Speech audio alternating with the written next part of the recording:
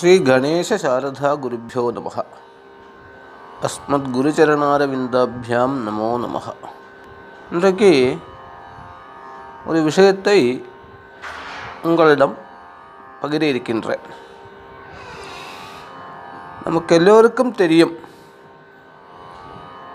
ஆகாரம் அல்லது சாப்பாடு, ஃபுட் என்று நம்ம பேசக்கூடியதான விஷயம். ஆகாரம் இல்லாமல் நமக்கு வாழ்க்கை நன்கு அமையாது. அதே போன்று அது எதை சாப்பிட்டோமோ அதை வெளியேற்றவும் வேண்டும். இதுதான் நம்ம சிஸ்டம், நம்ம உடம்பின் டைஜஸ்டிவ் சிஸ்டம் என்றெல்லாம் சொல்லக்கூடியதான விஷயம். இதில் ஆரோக்கிய சாஸ்திரமாகிய யோக ரத்னாகரம் அர்ஜுன ஆச்சாரியர் நித்திய பிரவருத்தி பிரகாரம் தினசரி எப்படி இருக்க வேண்டும் மனுஷர்கள் என்ற ஒரு டாப்பிக்கில் சொல்கிறாரு. ஆஹாரந்து ரஹக்குரியாது நிர்ஹாரமபி சர்வதா உபாபியாம் லக்ஷ்மிபேதஹ ஸ்யாது பிரகாஷோ ஹீயதே ஸ்ரீயை.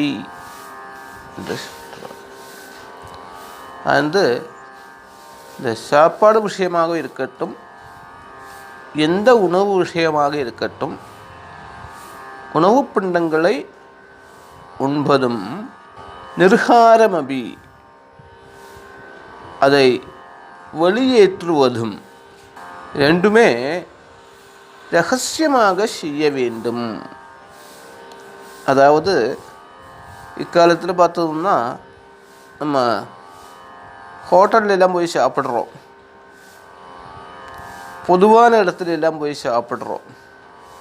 இந்த பொது இடத்துல சாப்பிடும் பொழுது அதில் நமக்கு திருஷ்டி தோஷங்கள் எல்லாம் உருவாகும். உபாபியாம் லக்ஷ்மிபேதஹ ஸ்யாது.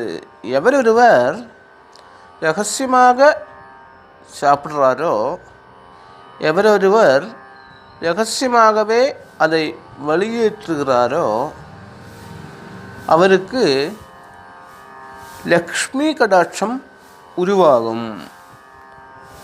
இதை ரெண்டும் உண்பதையும் அதை வெளியேற்றுவதையும் பிரகாசமாக எல்லோருக்கும் தெரியும்படி செய்வாரானால் ஹீயதே ஸ்ரீயா, அந்த அவர்களுக்கு ஐஸ்வர்யம் என்பது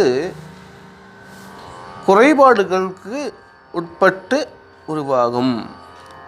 இருக்கக்கொண்டதான ஐஸ்வர்யம் குறைந்து குறைந்து வருவதற்கு ஒரு காரணமாக நம் நித்திய விருத்தியாகிய ஆகாரமும் நிர்ஹாரமும், சாப்பாடும் அதன் வெளியேற்றவும் அமையக்கூடும் என்று யோக ரத்னாகரம் என்ற சாஸ்திரத்தில் 66வது ஸ்லோகமாக